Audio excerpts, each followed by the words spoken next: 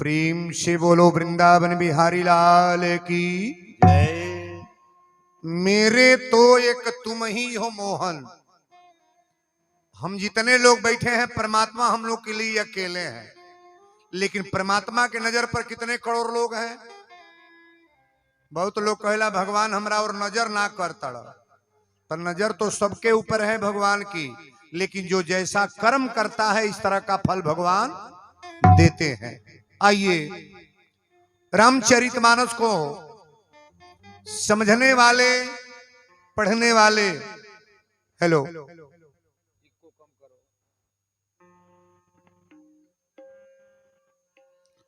हरिओम, सीताराम, प्रेम से बोलो बजरंगबली की जय। रामचरितमानस की कथा जो सुनने वाली हमारी बेटियां बहन और जो हमारे पढ़े लिखे भगवत अनुरागी आ गए हैं, शिक्षित वर्ग के लोग थोड़ा गौर करेंगे। तुलसी बाबा से लोगों ने प्रश्न किया कि बाबा एक बात बताएं आप। माननीय श्री तुलसीदास जी से लोगों ने पूछा कि एक बात बताने का प्रयास आप करो। तो बाबा ने पूछा क्या? तो संतों ने कहा कि जितने रामायण के लेखक हैं, जितने लोग रामायण लिखे हैं, वो रामायण लेखक अपना अपना नाम डाले हैं।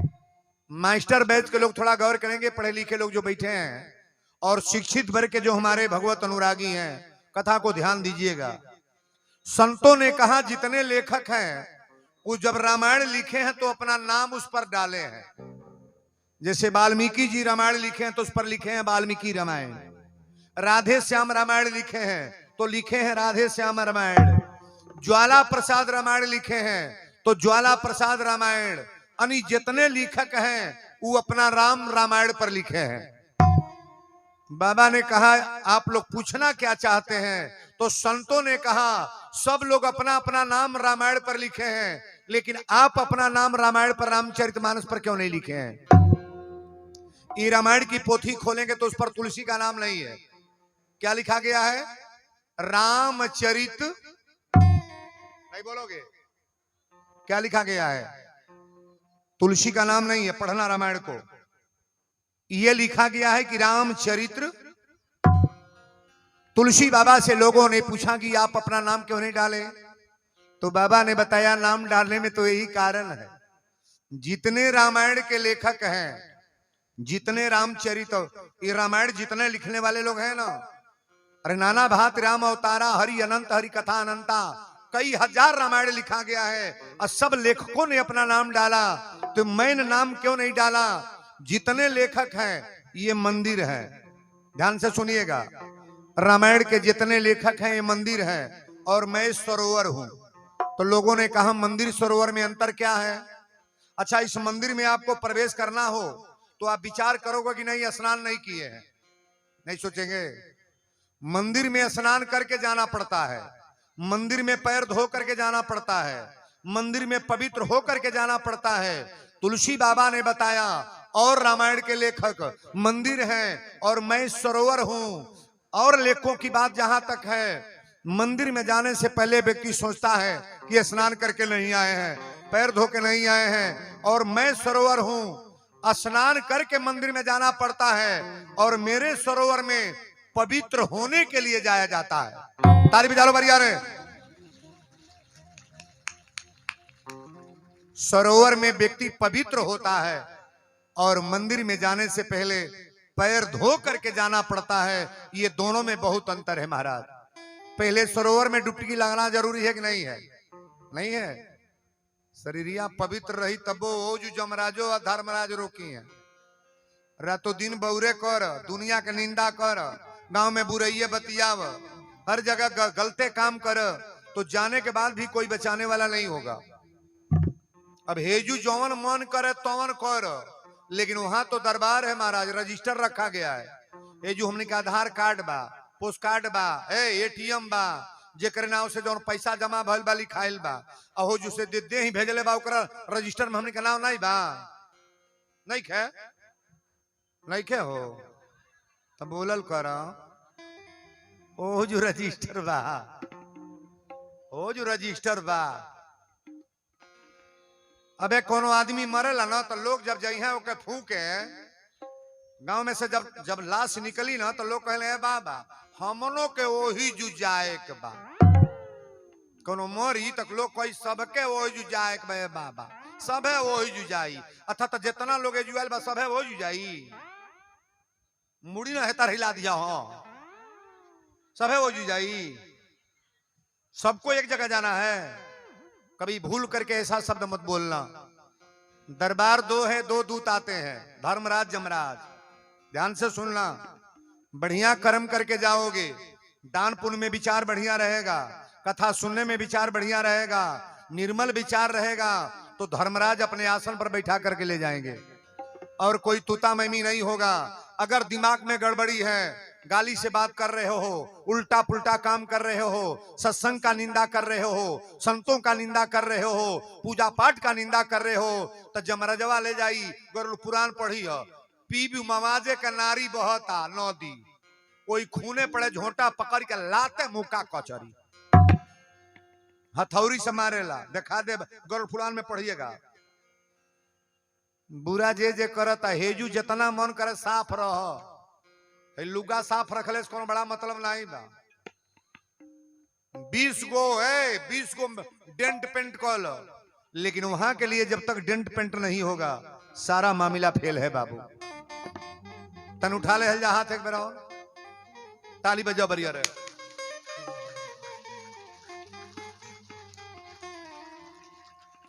ये भगवान का जन्म महोत्सव में कथा होती है, इसलिए कन्हैया जी को भी बुलाना जरूरी है ना। कहा कि गोविंद मेरो है,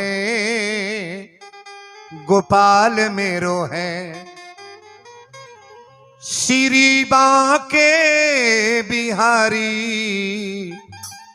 नंदलाल मेरो है। ताली उठा करके बजाना है ऊपर। गोविंद मेरो है, गोपाल मेरो है, गोविंद मेरो है, गोपाल मेरो है, गोविंद मेरो है, गोपाल मेरो है, श्री बांके बिहारी नंदलाल मेरो है, श्री बांके बिहारी नंदलाल मेरो है, श्री बांके बिहारी नंदलाल मेरो है। गोविंद मेरो है, गोपाल मेरो है, गोविंद मेरो है, गोपाल मेरो है, गोविंद मेरो है, गोपाल मेरो है। श्री राधा रमण गिरधारी, गिरधारी श्याम बनवारी, श्री राधा रमण गिरधारी, गिरधारी श्याम बनवारी, श्री राधा रमन गिरधारी, गिरधारी श्याम बनवारी। गोविंद मेरो है, गोपाल मेरो है, गोविंद मेरो है, गोपाल मेरो है, गोविंद मेरो है, गोपाल मेरो है। श्री बांके बिहारी नंदलाल मेरो है, श्री बांके बिहारी नंदलाल मेरो है, श्री बांके बिहारी नंदलाल मेरो है।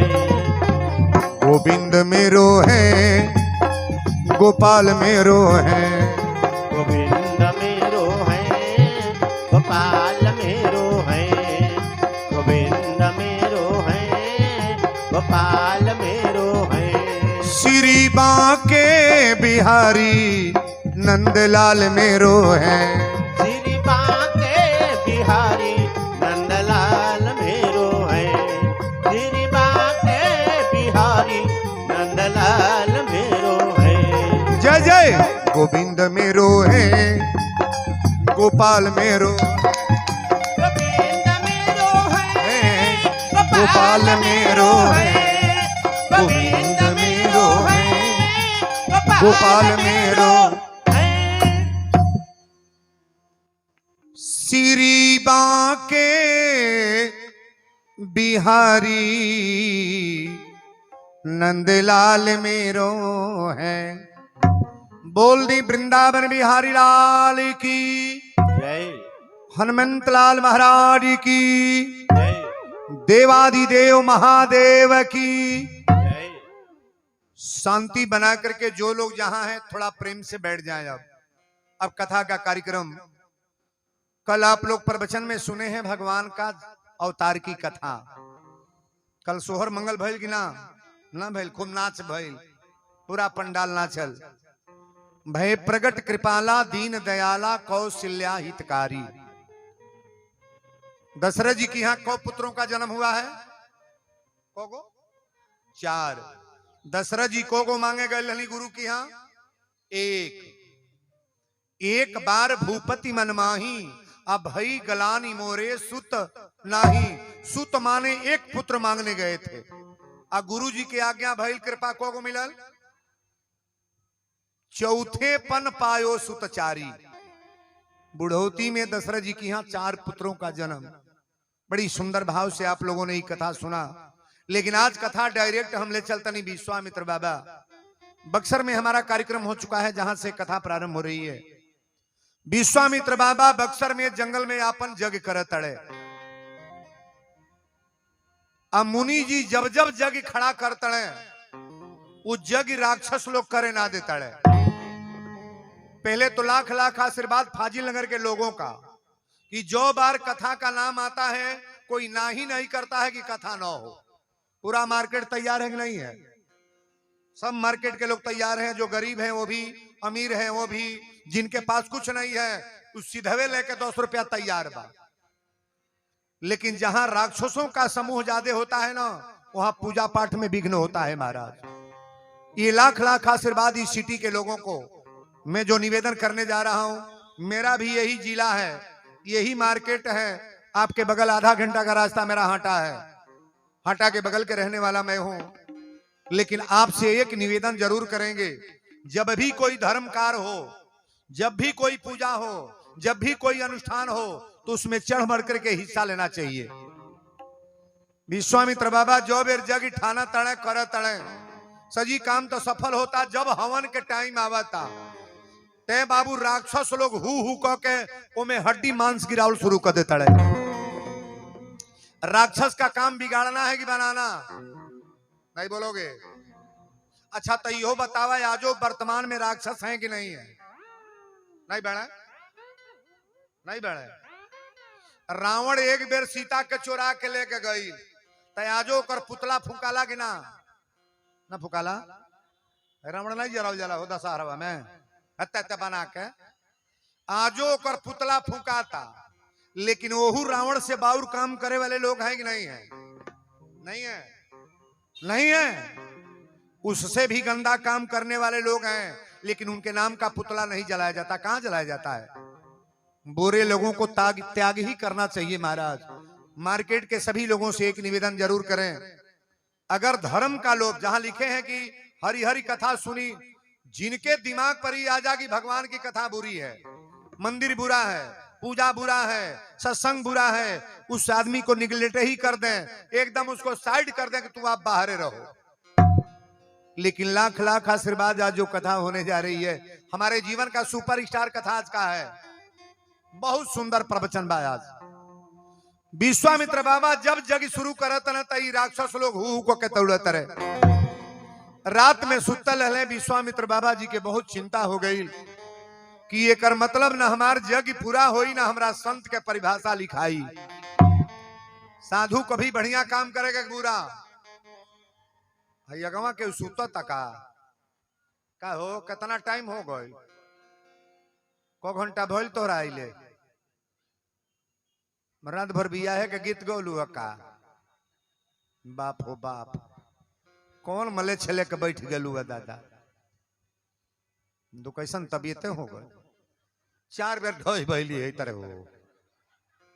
नशा वाली गोली ना खैले बैठू। है तेरे सूतल बुरबकवा कहीं चिन्हा जलना। बोलो शंकर भगवान की। जय बड़ा सुंदर प्रसंग बा, ध्यान से सुनना। आज विश्वामित्र बाबा विचार करें कि आज अयोध्या चलो। भगवान का अवतार अयोध्या में हो चुका है।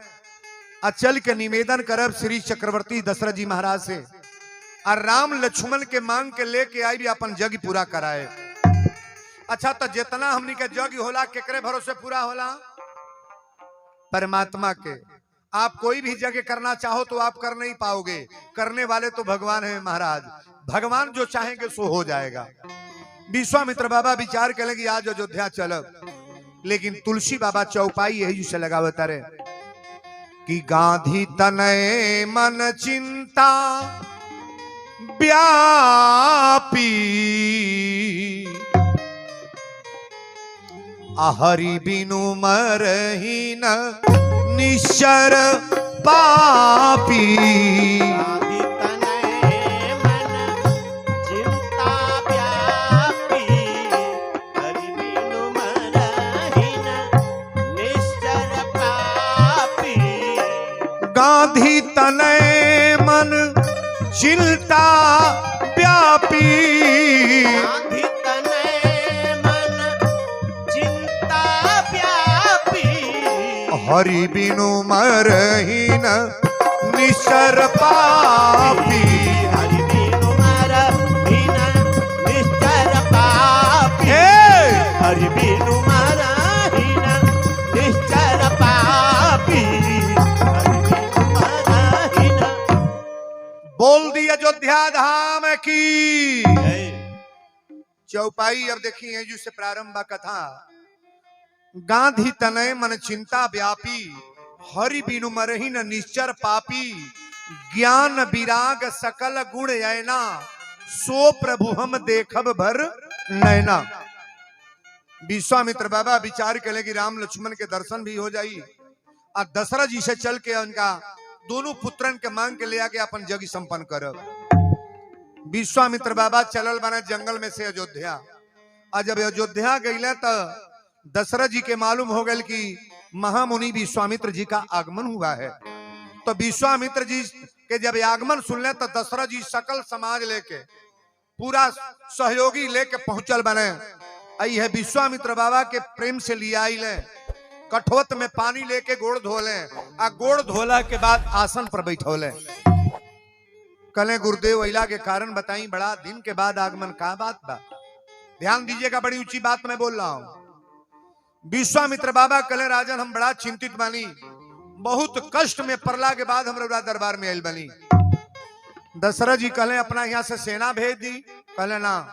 कहले रुपया चाहिए तो कहले ना। कहले खजाना चाहिए तो कहले ना। कहले सोना चांदी चाहिए तो कहले ना। कहले रौरा के चाहिए का आज देवे के हम तैयार बनी। कहले रौरा कुछ मत दी, अपनी राम लक्ष्मण के दे दी, हमारे जग संपन्न हो जा। और जब इतना बतिया दशरथ जी सुनले तो तप दे जमीनिया पर गिर गई। वीरेंद्र बाबा में जैसे जोन मांगे तो घर से दे दे कि ना, आ केहू से कह दे कि अपन बेटा दे दो, दे केहू बेटा दे,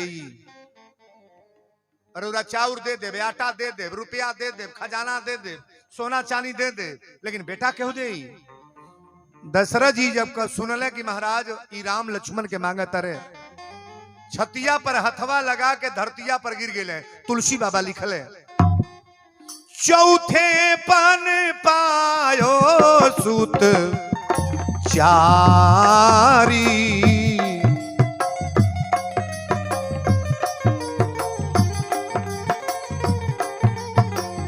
चौथे पन पायो सुत चारी, विप्र मांगे नहीं बचन बिचारी।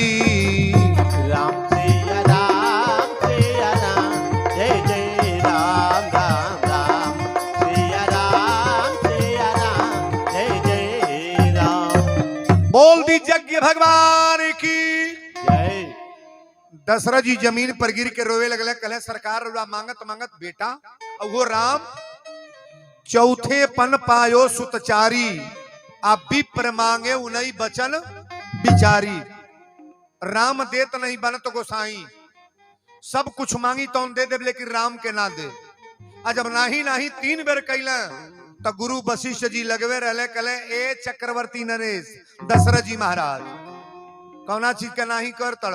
कहले राम लक्ष्मण के ना दे, धन दे दे, रुपया दे दे, सोना चांदी दे दे, सेना भेज दे, लेकिन राम लक्ष्मण के ना दे महाराज। गुरु वशिष्ठ जी कहले तोहार राम लक्ष्मण कैसे पैदा भइले हो? कहले जग भइल तो भइले हो। राम लक्ष्मण के कैसे जन्म भइल? जग भइल कि ना? श्रृंगी ऋषि वशिष्ठ बुलावा, साधु बोला के जग करावल गई, और जग से राम लक्ष्मण जी के अवतार बा। अब विश्वामित्र बाबा का करावे के ले जाता है?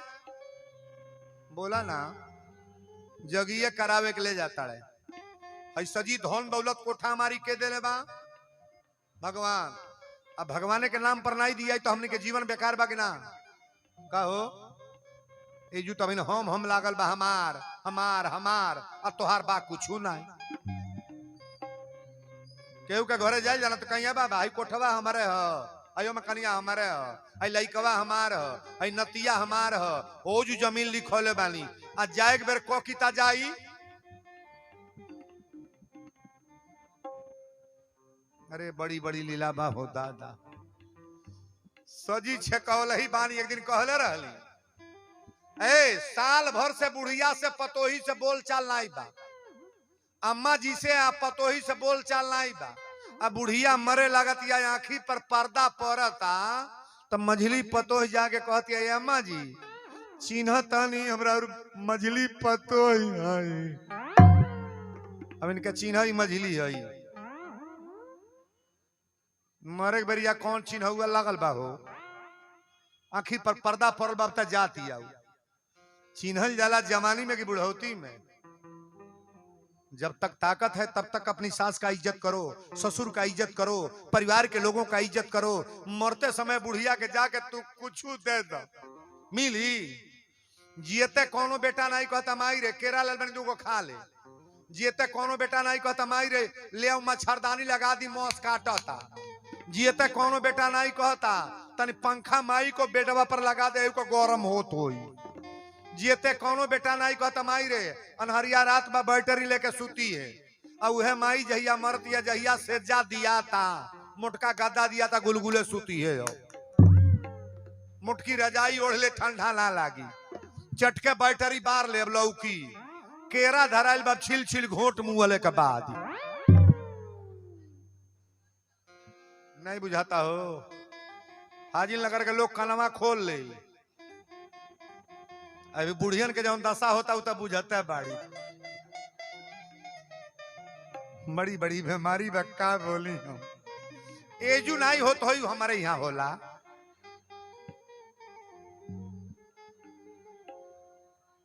बोलो शंकर भगवान की।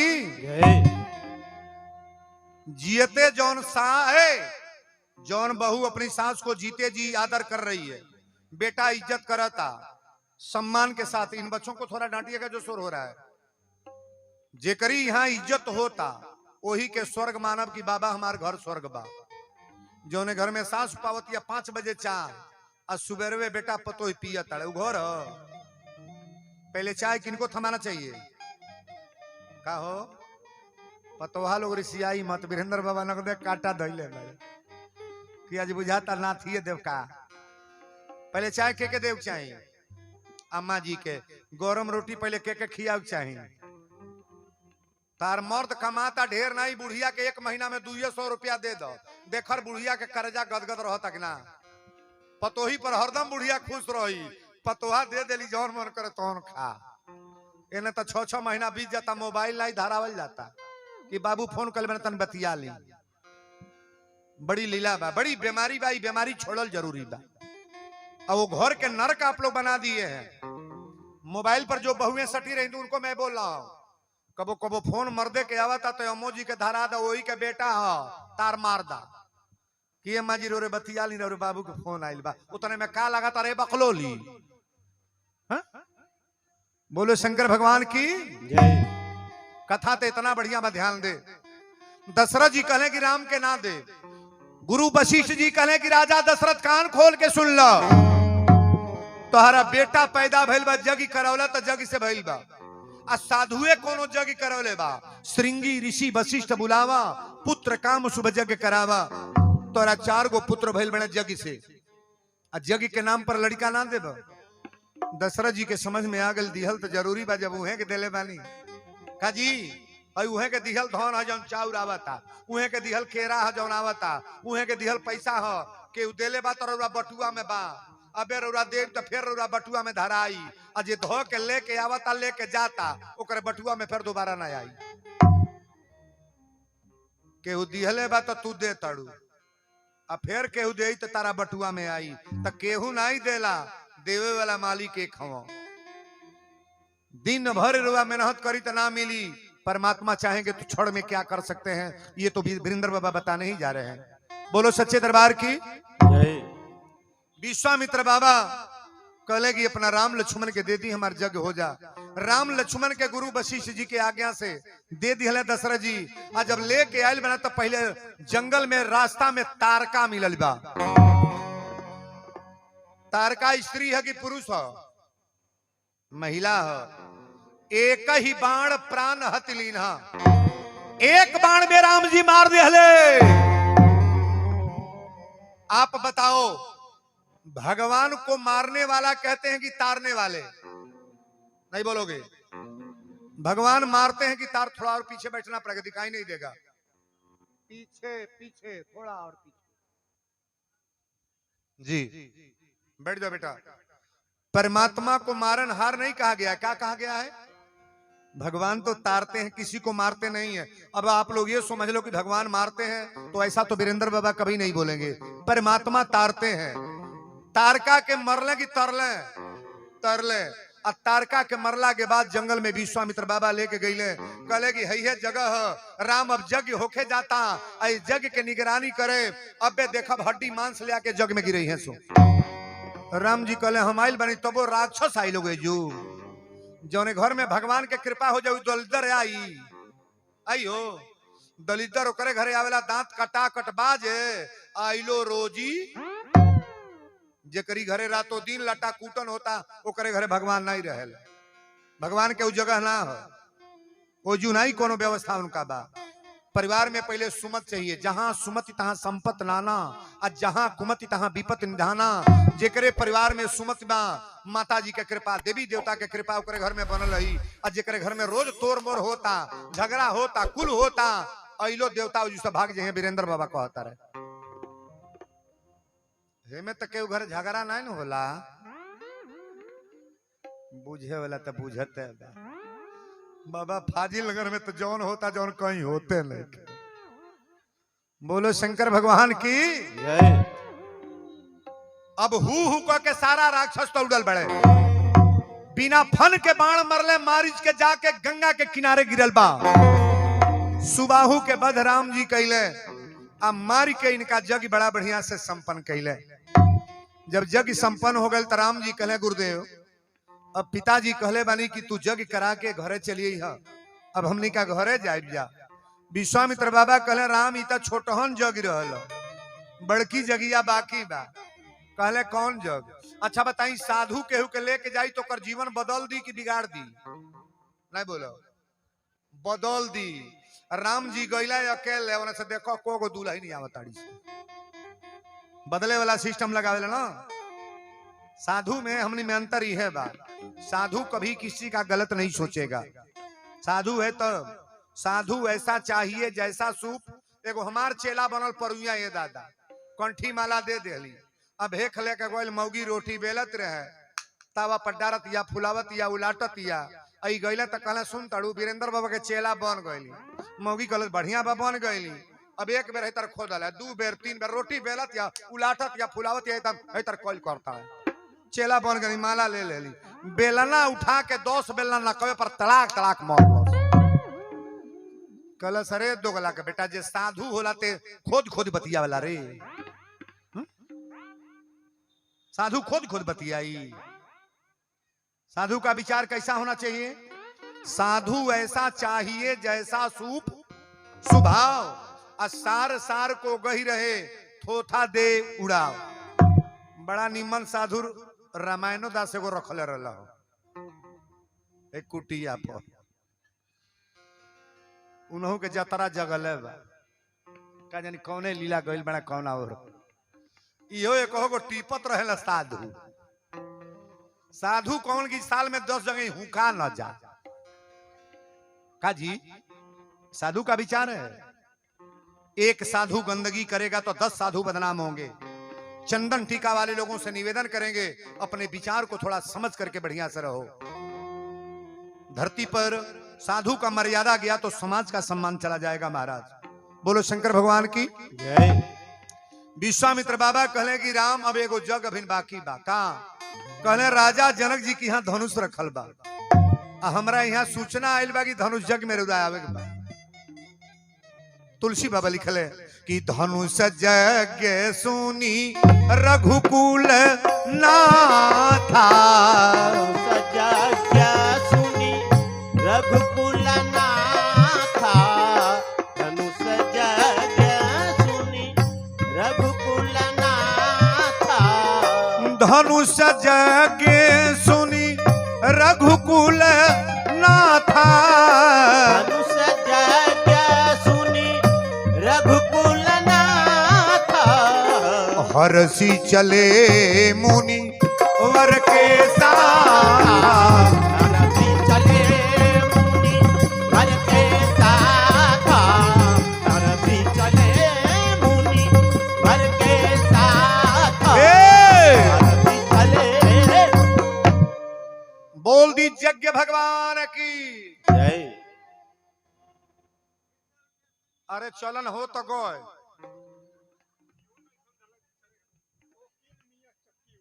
चक्की वाला वकील मिया 101 रुपया अपने लगवा सुनाई दिया 10 रुपया ही बा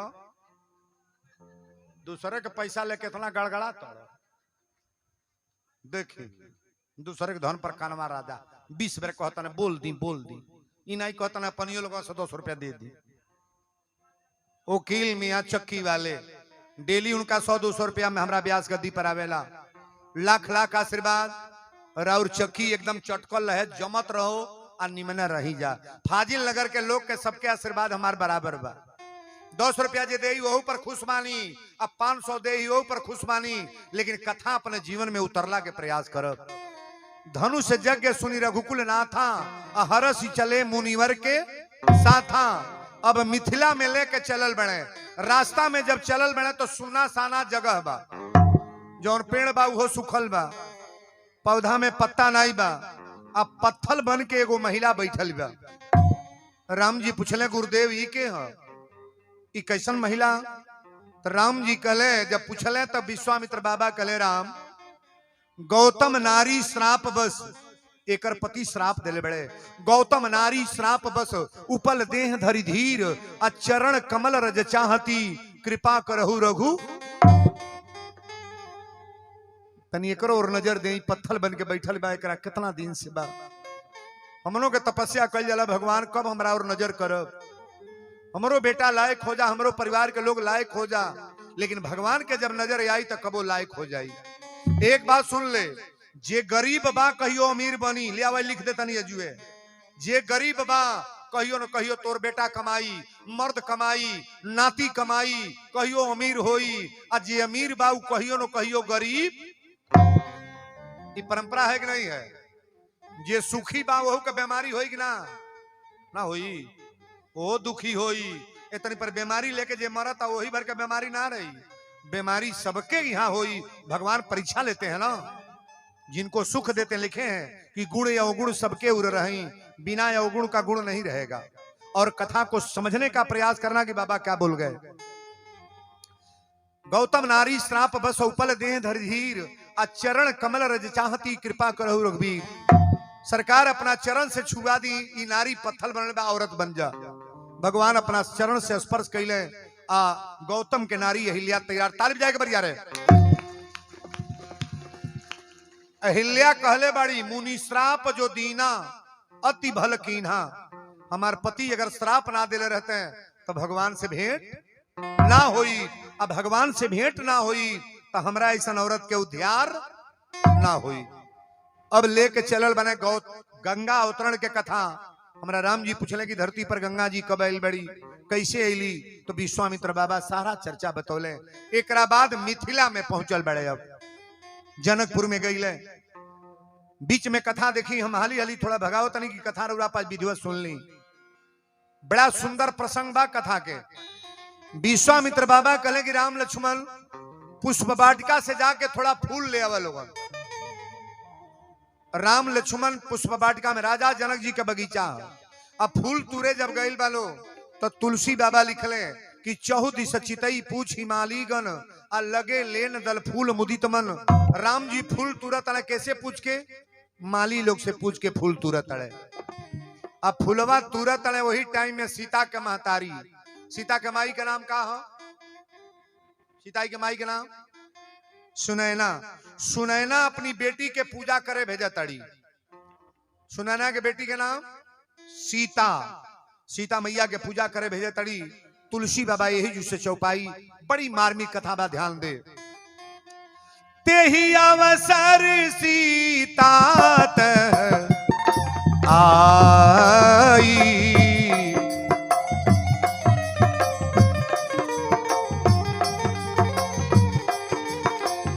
तेही अवसर सीता आई, गिरिजा पूजन जननी पठाई।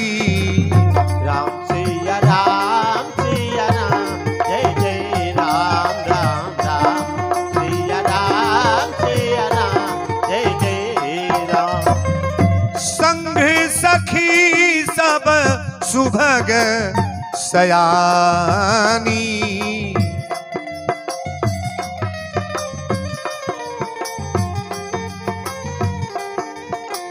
संग सखी सब सुभग सयानी, गावही गीत मनोहर बानी। राम सिया राम, जय जय राम राम राम। सिया राम, जय जय राम। बोल दी गिरिजा महारानी की। जय। अच्छा तरौरा 5 तेरस के दिने जल के चढ़ाई ले। अरे असो तेरस का आई 2 महीना तो खूब गरगरा के गिरल पानी। जे कोबो नहीं जल चढ़ल वो बेल का पत्ता लेके हे भोलेनाथ। अरे पास के पूजी ले? शंकर जी के। आ सीता मैया के कर पूजा कैले बड़ी? शंकर जी की मेहरारू के नाम है गिरिजा। ध्यान से सुनिएगा। शंकर की औरत के नाम सती, भोलेनाथ की औरत के नाम पार्वती, शंकर जी की औरत के नाम गिरिजा, शंकर की औरत के नाम अंबिका, शंकर की औरत के नाम गौरी।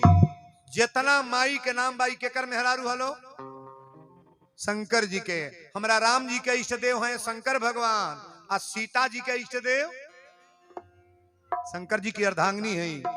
आज देखी गिरजा माई के पूजा करे जा तड़ी। बाबा लिखले कि तेही अवसर सीता तह आई, गिरजा पूजन जननी पठाई, संघ सखी सब सुभग सयानी, आ गाँव ही गीत मनोहर बानी।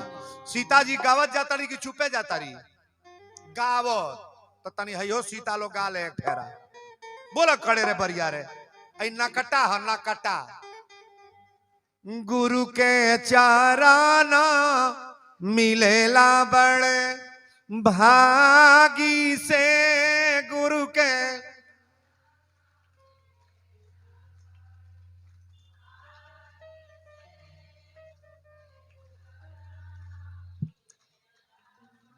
पछिल मोहल्ला छटाइल बा का लोगवा ओने से ना गवाई।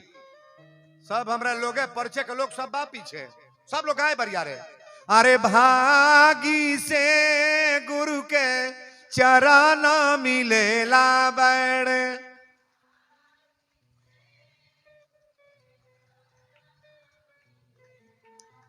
इ त जे पढ़ल लिखल बा होशियार है बन करा। ये एकदम गायबू लोग ई जे पढ़ल लिखल बा उ गावल है, मैं बुरबकवा बैठल है सो उ गावेली सो। सासू जी के माराली सासुर के गरियावली सखी। शुरू को दलू जाका अरे बाप हो बाप हो त बाबू गजब का लोग बा। कहो ये कुल बुद्धि बा, यह कुल अथी बा। कहतानी बुरबकवा होई गालू सब जना शुरू को दे जा। सासू जी के मरली ससुर के गरियवली, अब भसुरु के दाग देली आगी से गुरु के चरण मिले बड़े भागी हो।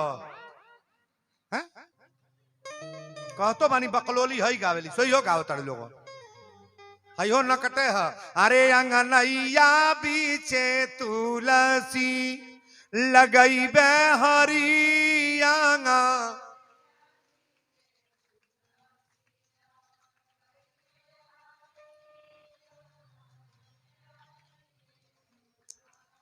ई रहल ह नकटा आ होई है सहाना।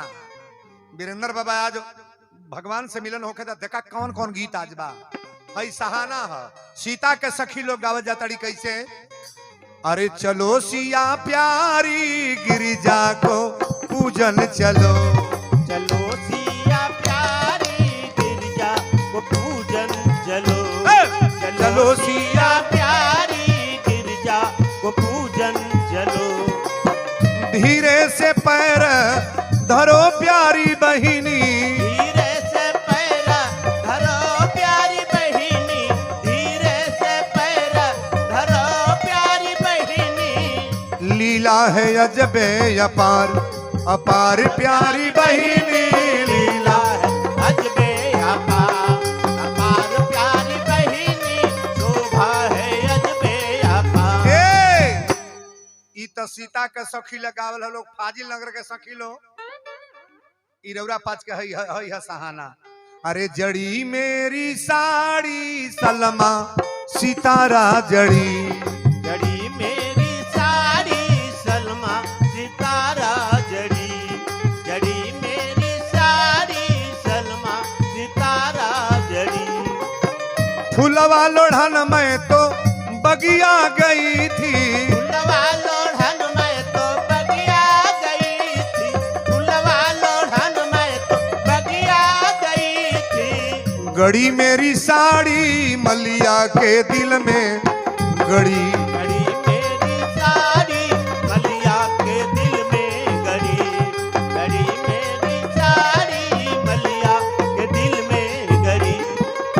पूजा करन में तो मंदिर गई थी, पूजा करन में तो मंदिर गई थी, पूजा करन में तो मंदिर गई थी। गड़ी मेरी साड़ी पंडित के दिल में गड़ी, गड़ी मेरी साड़ी ब्राह्मण के दिल में गड़ी, गड़ी मेरी साड़ी पंडित के दिल में गड़ी। बोल दी गिरजा महारानी की। जय। सरोवर के किनारे गिरजा माई के मंदिर बा, और वही मंदिर में सीता मैया गली। तनी बड़ा ध्यान से सुना। सर मही प गिरजा गृह सोहा, अब बरनी न जाई देख मन मोहा। पूजा कीन है अधिक अनुरागा, आ निज यन रूप सुभग बर मांगा। सीता जी माई के मंदिर में का मांगे गल बड़ी? खेत घर नहीं बोलो। लड़कियों का क्या चुनाव करना चाहिए? बर का दुल्हा का। अगर हस्बैंड लायक हैं तो सब लायक है। जिनके जिनके पति इसमें बढ़िया मिले हैं उनको धन नहीं दिखाई देता होगा, बिल्डिंग नहीं, कपड़ा नहीं, ओकरा यह बुझात हो कि शंकर जी हमके का नहीं मिलल बा। आ जेकर मर्द रोज गरियावा तमारा त वही मनावत होई। वो तो हे तर काछल शुरू है भगवान पेर पेर मलजौ से भेंट ना हो। पूजवा डुप्लीकेट भइल बा, वही से भेंट आइल बाड़े। भीतरे बुझ लियो।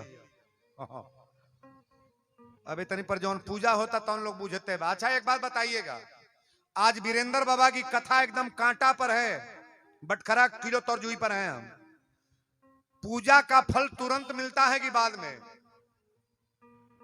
बाद वाले लोग उंगली मत छुआएं। पूजा का फल तुरंत मिलता है कि बाद में? तुरंत मिलता है। मानस को मैं दिखा रहा हूं। जेकरा जहां शंका फील होई तुरंत हमसे पूछब कि वीरेंद्र बाबा आप गलत बोल गए। मैं मानस की चौपाई खोल रहा हूं। पूजा का फल तुरंत मिलता है। कैसे? जब पूजा आप विधिवत करोगे तब। आज पूजा नहीं होता अब तक देखत नहीं, अगरबत्ती डोलता, घंटी बाजता, एगुड़िया देखबे गैया खातिया, ओम जय माता जी, हर हर महादेव, बबलुआ पढ़े गई, हर हर महादेव, जय माता जी, रसोई हो गल बा हो, अब दिखा ले बनी अगरबत्ती नहीं रागल बा, जय माता जी, हर हर महादेव। गुड़ियावा का करती है? चाहे वो बनल बा कि ना बहन, जय मा पूजा होता। अच्छा ये कुल करे ली जखना रुआ पास मंदिरवा में जे आवता उ पूजा पर ध्यान नहीं बा, ओकर ध्यान बा चप्पल देखिए कोनो ले न जा, को 1000 के चप्पल बा। काजी दिमाग आपका देखिए, आप 5 मिनट पूजा करो, पूजा करने के सबके पास तो टाइम नहीं है, लेकिन ये दरबार जो सजाया गया है 5 मिनट पूजा करो, लेकिन स्वच्छता से विचार बदल करके बाबा लिखे हैं कि निर्मल मन जन सो मोहि पावा, अब मोहि कपट छल छिद्र न। अगर विचार साफ है तो पूजा का फल तुरंत मिलेगा। वीरेंद्र बाबा बोलने जा रहे हैं, आप जितना कथा सुनते आए हो इस कथा पर ध्यान देना, पूजा का फल तुरंत मिलता है। मैं बता रहा हूं, पूजा कीन है अधिक अनुरागा, निज अनुरूप सुभग बर। सीता जी कौने बर के मंगली? राम जी के ऐसा दुल्हा। जय जय जय गिरिराज किशोरी, जय महेश मुखचंद चकोरी। सीता मैया ने पूजा कर तड़ी, नहीं के सथवा एगो बावली गईल है, एगो सखी गईल है बावली। बावली के मतलब लबर्धू, लब दहेने, लब दहेने, गब दहेने। में 5 जन एक मोहल्ला कैल बड़ी ना, तो वो एक जगह ना बैठी है, दौड़ के हो जो बैठिया तो हो जू, तो हो जू, तो स्कूल में गई। नहीं कि पसंद से एक जगह बैठी, नगद टाइम से चलल बानी, 1 घंटा बाद और चाहत रहल। हाँ कम से कम अर्थीया भेंटा जाइत न, घरवा फुर्सते नहीं रहता, का करब जरूरो पास का कहीं का नहीं धरिए जू टाइम तो जरूरो गलत हो गल बा। काहे कहाँ रहली? घर के लोग है तरह रही तब तक खूब होई। ये जो परिचय हमारे बना के रही बा लगभग हम सबके चिन्ह गल बानी। सब हमारे अपनी बेटी, अपनी बहन, अपनी घर की माँ। यहाँ हम तो बार बार कहते हैं, छोटी लड़की कोई मिले तो उसे बेटी मान लेना, और नौजवान कोई लड़की मिले उसे बहन मान लेना, अब बुजुर्ग तो माँ माँ है महाराज। ये हमारे परिवार, ताली बजा लो बरियारे। सब लोग अपने परिवार के लोग हैं, और बड़ा प्रेम से कथा को सुनिएगा। आज की कथा में आपको 4 चांद लग जाएगा कि वीरेंद्र बाबा आज बड़ी अच्छी कथा आपने कहा है। जय जय जय गिरिराज किशोरी, जय महेश मुखचंद चकोरी। तनी है रहिया खाली क दीजा, तनी कगरी बैठा देवे भग अध्यक्ष साहब तनी। हाँ अगमो तन बढ़ जब जगह बागमा तबा बिचो हम जगह, अरे पछो जगह बा तनी 2-400। जब लोग जुटे अभी लोगवा जुटल कहा, जब ये पूरा पंडाल एकदम कस हो जाता है तो हम मानते हैं कि लोग जुटे हैं। 2 दिन तो बरखे में गाँव जिया गल बा, देखा आज का होला। रामायण भगत से कहलिए कि आज तनी शंकर जी के तनी मना द बुनी न पर। हाँ आज बुनी नहीं पड़ी, आज कथा जम के होई, बुनी के ताकना बा। रोज तो भीज भीज गईली है, आज ना भीजल जाए। बैठी बैठा दी कथा बंद होला, बढ़ जाए। हाँ बोलो शंकर भगवान की। सीता के सथवा एगो सखी गई है, दौड़ के चल गल फुलवारी में। आज जब फुलवारी में गल एक बेर तकलस तो देखलस फूल तुरत, तो राम जी के पर जब नजर पड़ल तो कहलस बाप रे बाप, ई पत्थर के मूर्ति हो, आगे फोटो हो, ई का हो? हमरा राम जी के दीवाना कौन नहीं है महाराज? भगवान का दीवाना आप लोग हैं कि नहीं है? थोड़ा उठाइएगा हाथ, बजाओ ताली बरियारे कर कर। आज जब बावली राम जी के रूप देखलस तो जू से भागल दा, सीता से आके कहलस कि ए जानकी, ए जानकी। कहली का हो? बावली कहलस अरे बड़ा टाइम भइल, गड़बड़ा तमा मिला है ना, आ जाई माता जी। हाँ ए बीचो में जगह बैठ न जाए बाबू, और गोड़वा जहां पसरले बाजू चल जाए। हाँ जाई, हाँ कहीं ना जगह मिले तो मंचों पर चलिए जा धीरे से, इतना बढ़न पंडाल बा जगह ना मिलता है? बाप हो बाप 2 एकड़ के जगह बा बढ़ जाए कहीं। बोलो शंकर भगवान की जय। बावली कलश की जान की सीता सीता कली का चिल्ला तड़े का बेमतलब के बोल का कह तड़े। बावली कलश महारानी हई गौरी माई के मंदिर कहीं जाई ना ई मंदिर जहां बात तो है रही लेकिन फुलवारी में जे आयल बड़े अबे चल जी तो भेंट ना होई।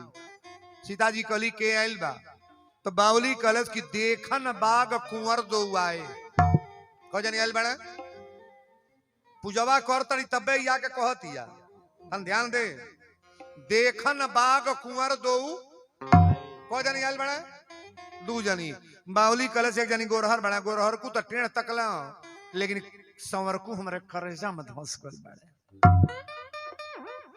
सीता जी कली कहां बालो बावली कलश महारानी चल के रुरा देख ली हो सकेला फुलवारी से चल जाई सब तो भेंट ना हो लेकिन बावली कहलस आरे फुलवर में आइल बाड़े 2 गो मूर्तिया अरे मतिया मारी दिहलेना हमार पागल ऐसन हो गईली मतिया मतिया मारी दिहलेना हमार पागल ऐसन हो गईली मतिया मतिया मार दिहलेना हमार पागल ऐसन हो गईली मतिया मतिया मार दिहलेना।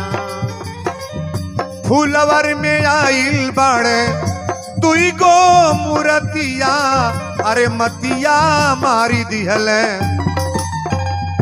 एक बाड़े सांवर एक गोरी रे बदनिया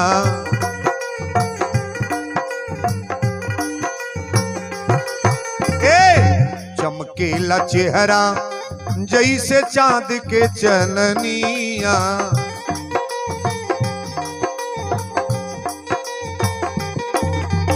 आरे कहले वीरेंद्र बाबा भारी बा विपतिया अरे मतिया मारी दिहले। बोलो राघवेंद्र सरकार की जय। अयोध्या धाम की जय। मिथिला धाम की जय।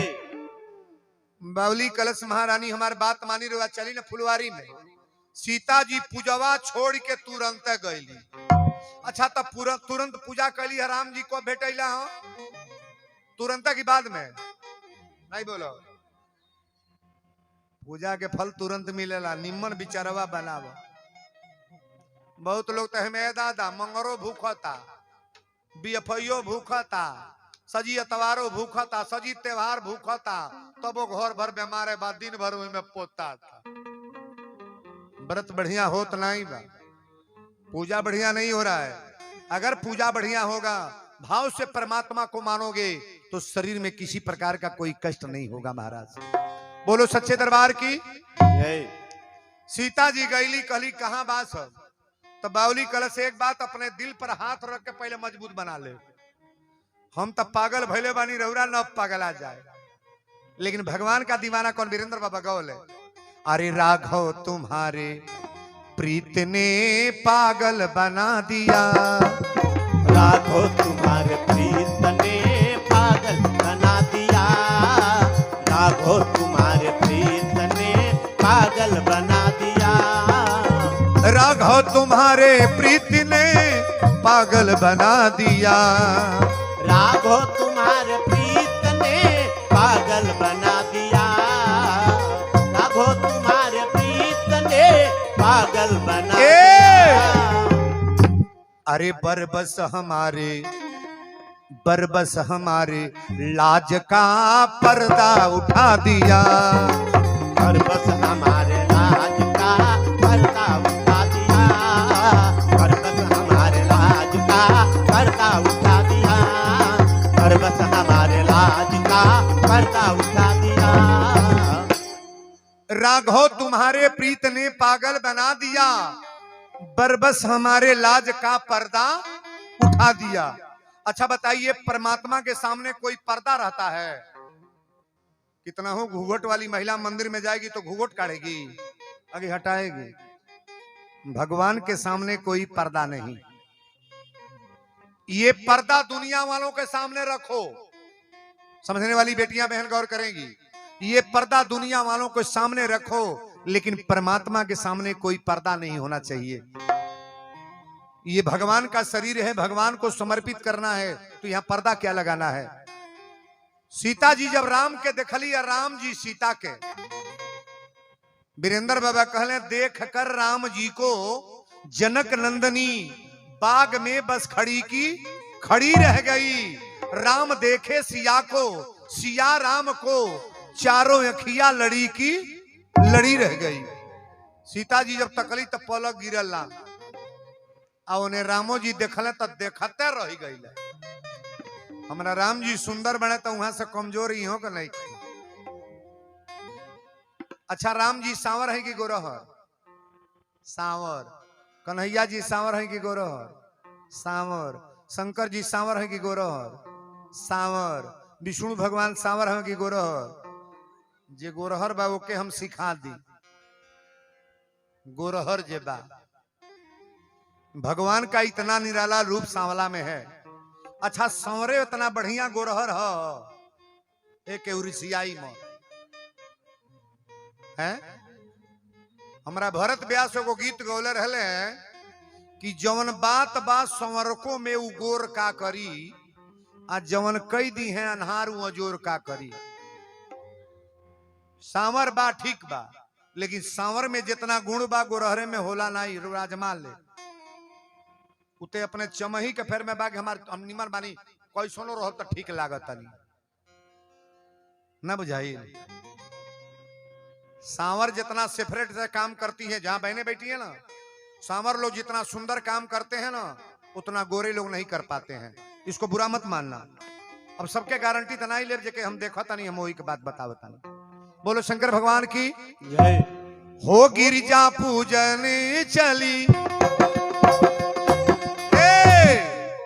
गिरिजा पूजन चली, सिया सुकुमरिया नजरिया लागे राम से, बीच फूलवरिया ओ नजरिया लागे राम से, बीच फूलवरिया नजरिया लागे राम से, बीच फूलवरिया नजरिया लागे राम से।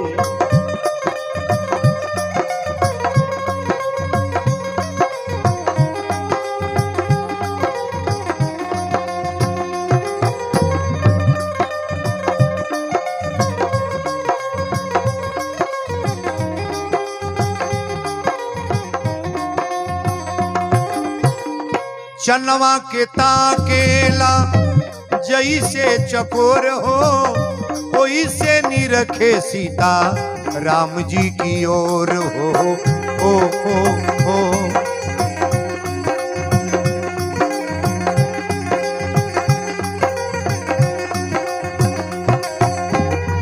चनवा के ताकेला जैसे चकोर हो, ओई से निरखे सीता राम जी की ओर हो। कोई से निरखे सीता राम जी की ओर हो, कोई से निरखे सीता राम जी की ओर हो। निरखेला चंदा जैसे, निरखेला चंदा जैसे, चांद के चकोरिया नजरिया लागे राम से, बीच फूलवरिया ए नजरिया लागे। बोलो गिरजा महारानी की, जय। सच्चे दरबार की।